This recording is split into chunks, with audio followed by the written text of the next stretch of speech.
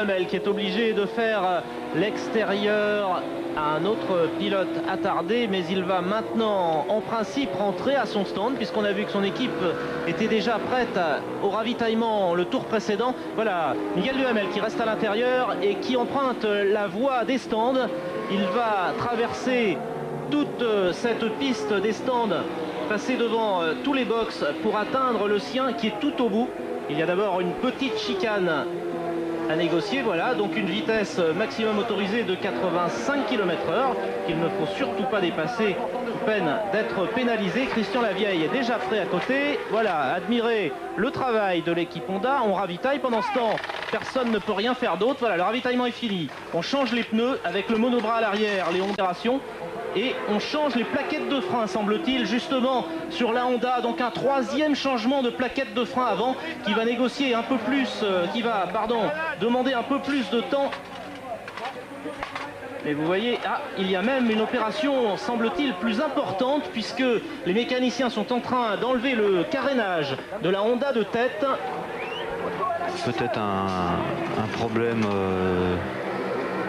Un problème sérieux puisqu'on rentre la machine dans le box là. C'est peut-être le tournant de ce 61e bol d'or que nous sommes en train de vivre en direct, puisque la machine de tête avec laquelle Miguel Duhamel tournait pour l'instant devant la Kawasaki numéro 1 rentre donc au stand de Gilbert. Et oui, vous voyez que l'écart de plus de 2 tours, pratiquement 3 tours qui séparaient la Honda de tête et la Kawasaki numéro 1 risque de fondre maintenant extrêmement vite puisque 3 tours cela représente à peine 6 minutes.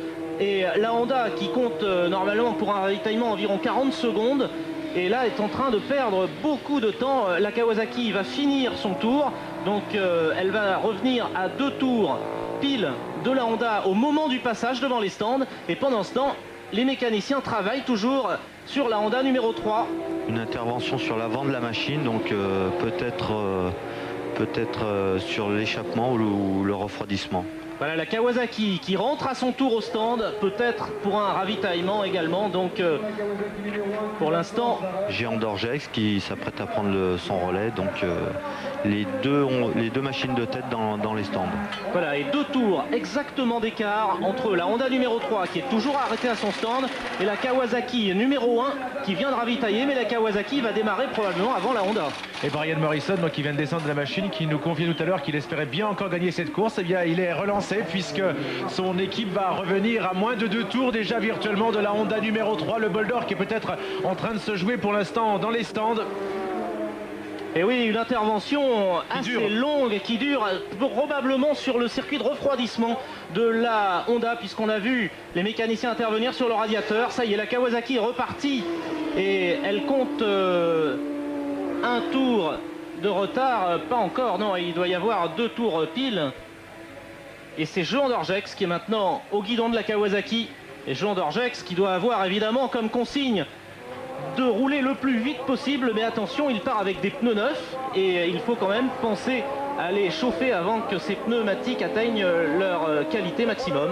Géant Dorgex qui est probablement au courant du fait que la Honda est dans le stand. Donc une intervention qui traîne un peu en longueur. S'ils ne règlent pas le problème rapidement, ils vont perdre la première place. Et oui, et là toutes les données vont être changées parce que les pilotes Honda qui pour l'instant devaient gérer leur avance vont se retrouver maintenant en bagarre. On voit ici Alex Vira qui a gagné 6 fois le bol d'or et notamment la dernière fois l'an passé, qui est là avec son expérience pour essayer d'aider le team Honda. Voilà, ça va repartir, les mécaniciens ont redémarré le V4 Honda, le pneu arrière a été changé. On va sortir probablement dans quelques secondes maintenant la machine du stand, mais il n'y aura plus qu'un tour d'avance puisque maintenant Jean Dorgex aborde la dernière portion du circuit Paul Ricard avec l'entrée dans le double droite du Bossé. Et la Honda n'est toujours pas sortie du stand, donc il est très possible que Jean Dorgex soit passé devant avant que la Honda ne ressorte. Il y aura donc moins d'un tour d'écart entre la Honda et la Kawasaki. Oui, on est en train de remonter le carénage, donc ils ne vont pas tarder à reprendre la piste. On va retrouver les 2 motos de tête dans le même tour. C'est excellent pour le suspense, là, un petit peu plus de 4 heures de l'arrivée de ce 61e bol d'or. Voilà, on se dépêche Mais Jean Dorgex termine son tour et va passer devant les stands. Il y aura donc moins d'un tour d'écart et il faut même espérer pour l'équipage Honda qu'il soit reparti. Oui, normalement oui. Et Christian Lavieille, là, ça va être très difficile psychologiquement pour lui parce qu'il repart avec une machine équipée de pneus neufs et avec une pression très très forte. Il a moins d'un tour d'avance maintenant sur la Kawasaki de Jean Dorgex. Là, il ne faut pas faire d'erreur. Et bon, bien sûr, les pneus sont quand même préalablement chauffés avec des couvertures. Maintenant, un tour moins la ligne droite du Mistral d'écart, puisque voilà, 1 minute 47 exactement. Ça descend, hein, l'écart qui descend encore. 1 minute 47 secondes d'avance simplement pour Honda sur Kawasaki. À 4h20 de l'arrivée, tout est encore possible pour la Kawasaki numéro 1, emmenée par Jean Dorgex. Et vous imaginez qui va elle en finir avec la ligne droite du Mistral et aborder la courbe de signe. Effectivement, cet écart s'est réduit puisque tout à l'heure la Honda était à peine au début lorsque la Kawasaki rentrait dans signe. Juste devant la Kawasaki, on a aperçu la moto numéro 93 du Motosport Cournevien qui est pour l'instant 8e. Au niveau des privés, on a la machine d'Afix numéro 9 qui est 6e et juste derrière à un tour, on a la machine numéro 94. Même s'il reste encore 4h10 de course pour ce 61e bol d'or, alors que l'on retrouve ici la Suzuki numéro 5. Et oui, Doug Pollen qui est au guidon et la machine numéro 5 qui est 5e au classement derrière l'autre Suzuki officielle, la numéro 6. Et oui, les Suzuki qui sont donc les grandes perdantes pour l'instant puisqu'elles ne sont même pas sur le podium. Et oui, Pierre-Laurent Chauvet, vous le disiez, Rémi Tissier tout à l'heure, devant son stand. C'est évidemment une victoire très importante puisque le mondial du deux roues. Avant la victoire de Honda, on a vu toutes les autres usines japonaises qui s'étaient imposées tour à tour. Et là, sur cette épreuve du bol, Honda attaque peut-être une très belle série de succès. Grâce notamment à William Coste et à Christian Lavieille. Un petit peu plus loin, on trouve la Yamaha qui roule 2 secondes. Avec une chute pour la Honda numéro 3. Le leader qui vient de tomber, Christian Lavieille, qui a été à la faute. Christian Lavieille qui heureusement réussit à repartir. C'est peut-être un tournant. On vous rappelle qu'il n'avait qu'1 minute 47 secondes d'avance sur la Kawasaki numéro 1 il y a quelques instants déjà. Ils avaient perdu 5 minutes au stand. Et là, évidemment, il va falloir rentrer à nouveau au stand après la chute. Évidemment, très chaud, très à l'attaque. On a vu Frédéric Delanoux qui était tombé également ici et qui tardait à se relever. La différence de Christian Lavieille que l'on retrouve ici. Et qui attaque très très fort alors qu'il vient à peine de relever sa machine. Il ne sait pas exactement quels sont les dégâts d'en prendre la tête de la course. Alors que l'on a vu ici que Frédéric Delanoux semblait particulièrement sonné. C'est probablement l'abandon pour lui. Voilà, Christian Lavieille qui a chuté à peu près au premier tiers du circuit et qui semble avoir un problème côté sélecteur de vitesse. Christian Lavieille qui va probablement rentrer au stand. Là, il est dans le virage de la tour. Et on va sûrement avoir un changement de leader. Très probablement Kawasaki va passer en tête. Quant à Frédéric Delanoux qui vient de tomber, il était 32e pour l'instant avec l'équipe. Pour ce nouvel équipage, on va rester avec 42 équipages en course. On va suivre maintenant l'intervention de l'équipe Honda. Christian Lavieille qui rentre directement dans le stand pour que les mécaniciens puissent intervenir. Toutes les pièces de réparation.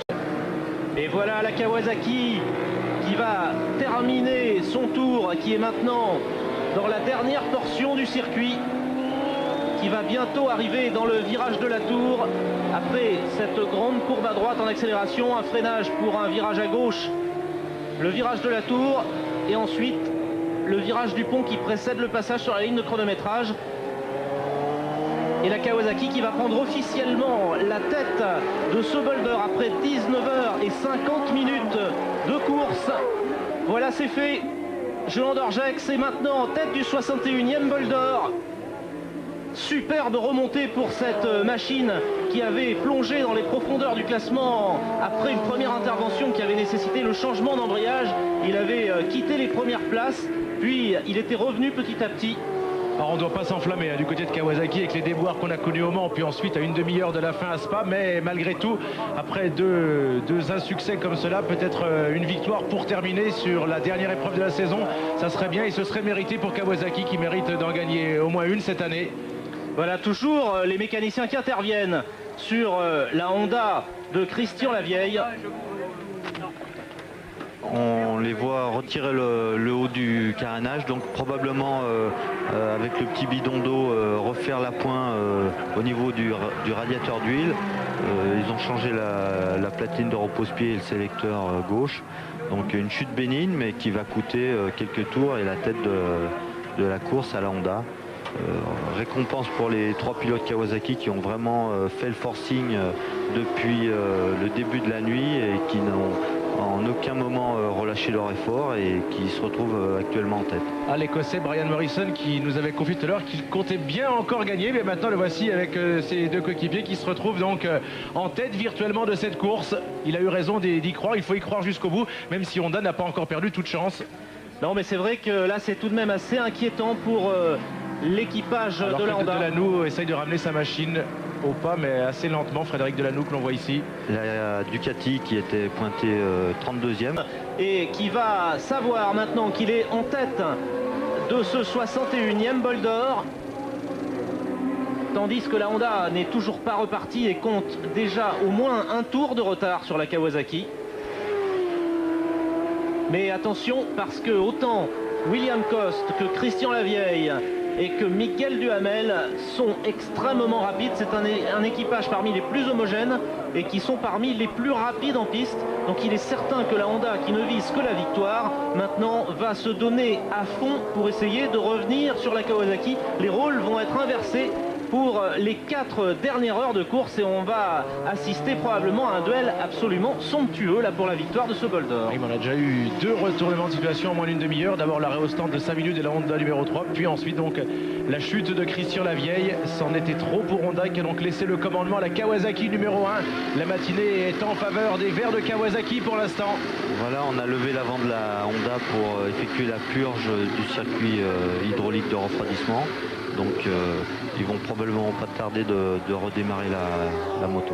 Et attention parce que la Honda numéro 3 est maintenant sous la menace de la Yamaha numéro 4 qui à son tour peut passer en 2e position. Voilà, c'est fait maintenant. Dans quelques instants, la Yamaha va sans doute réussir à passer en 2e position. Voilà, la Honda va repartir maintenant. Et c'est probablement Christian Lavieille qui va reprendre le guidon de sa machine parce que les autres pilotes n'étaient probablement pas prêts, bien sûr, puisque en principe, il ne devait reprendre le guidon que dans plusieurs minutes. Christian Lavieille qui n'a pas été blessé dans la chute et qui reprend aussitôt le guidon et qui repart des stands après un arrêt encore de 4 minutes 46 secondes exactement. Oui, ça fera pratiquement 10 minutes de perdu en l'espace d'une demi-heure au stand. Et a priori pour quelques secondes, la Honda numéro 3 a conservé pour l'instant virtuellement sa 2e place. Teve que entrar na box para substituir o radiador furado. Na frente ficava então a Kawasaki número 1 de Jean Dorgex, Brian Morrison e Terry Reimer. A sorte parecia finalmente sorrir à Kawasaki número 1. It's for the Kawasaki to hold together for the rest of the race. But the Honda massively fast in a straight line, but can they keep that speed going and catch the Kawasaki? Fixed, went back out with brand new tyres. And now, look at it, they're together on the track. But I will remind you that the Honda is 1 lap down.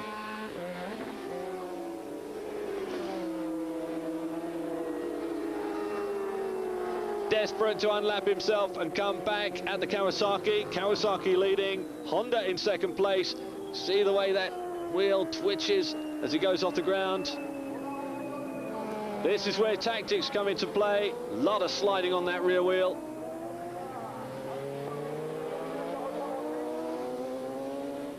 Forcing this bike to perform at its utmost. Everything and anything to try to catch the Kawasaki that's a lap ahead of it, just under a lap ahead now. Over in the pits, Terry Reimer gets off the bike, a big Kawasaki. And we're coming down to the last 10 minutes of the race. They put the French rider on. Jehan Dorgex goes on to the Kawasaki, still leading this race. 1 minute 35 seconds ahead of the Honda. But can Honda do anything about this? They are faster. A driver change, tyre change and a fuel stop for the Kawasaki, but no such mucking around for Honda. Quick dump of fuel, and it's Miguel Duhamel on the bike who goes out.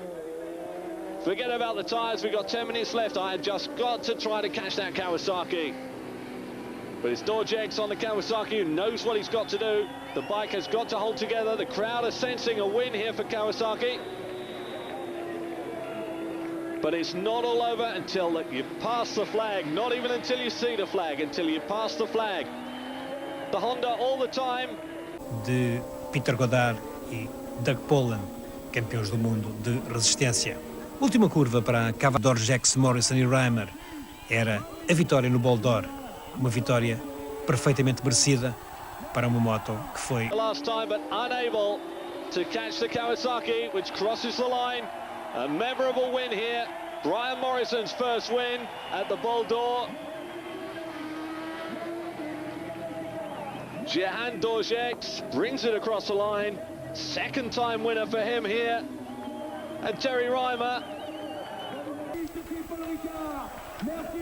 Felizmente que o público não invadiu a pista. Jumping because he's got his hat-trick here. A win in 92, a win in 95, and now a win in 97. The Team Kawasaki France have put all their problems behind them. A very, very fast chase at the end of this. As Miguel Duhamel also comes home only 1 minute behind the Kawasaki. After 24 hours of racing, it is that close. Miguel Duhamel, but he knows it's got to be all over. He'll see the crowds. Bring it home, but he does bring it home just 1 minute behind the Kawasaki.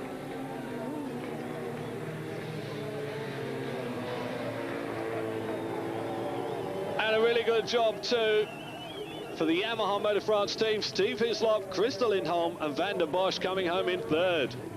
Podiums for Brian Morrison, Terry Reimer and Dorjeks in first. Antes da corrida acabar, fenómeno que por vezes acontece alterando First lap was out of the race for a couple of hours. They said he was much too slow. That is the final standing. So Doug Poland and Peter Goddard trying hard to get the Suzuki back into contention after dropping a lot of time changing their exhaust.